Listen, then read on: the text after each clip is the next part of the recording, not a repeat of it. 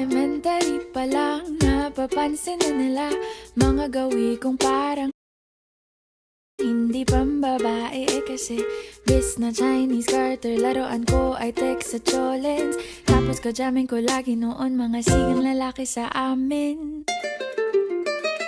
Nung ako'y mag-high school ay napabarkada sa mga bay. Curious na babae na ang hanap din ay babae. Sa halip na makeup kit, bit-bit ko ay gitara. Tapos pormahan ko lagi ay long sleeves na t-shirt at faded na lonta. Pero nung makilala kita, nagbagong bigla ang aking timpla. Natutuwa ko na magpariban at mag-ahit ng kilay at least once a month. Hindi ko alam kung anong meron ka na sa akin ay nagpalambot ng bigla. Sinong mag-aakalang lalaki pala ang bibiyag sa tulad kong tigreng gala. Kahit ako'y titibo-tibo, puso ko ay titibok-tibok pa rin sa'yo. Isang halik mo lamang at ako ay tinatablan. At ang aking pagkababae ay nabubuhayan na para bang bulaklak na namumukadkad. Dahil alaga mo sa dilig at katamtamang sikat ng araw-araw mong pag-ibig sa aking buhay nagpapasarap.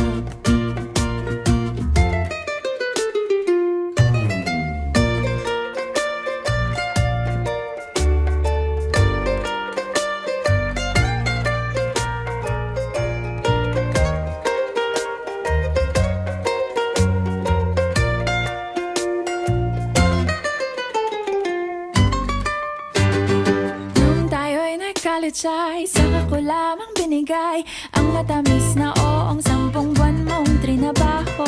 Sa halip na tsokolate at tipikal na mga diskarte, nabihag mo ko sa mga tula at sa mga katamong pabebe. Kaya nga noong makilala kita, alam mo na agad na mayroong himala. Natutuwa kong magtakong at napadalas ang pagsuot ng bestidang pula. Pero di mo naman inasam na ako ay magbagong tuluyan para patunayang walang matigas na tinapay sa mainit na kape ng iyong pagmamahal. Kahit ako'y titibo-tibo, puso ko ay titibok-tibok pa rin sa'yo. Isang halik mo lamang at ako ay tinatablan. At ang aking pagkababae ay nabubuhayan na para bang bulaklak na namumukadkad.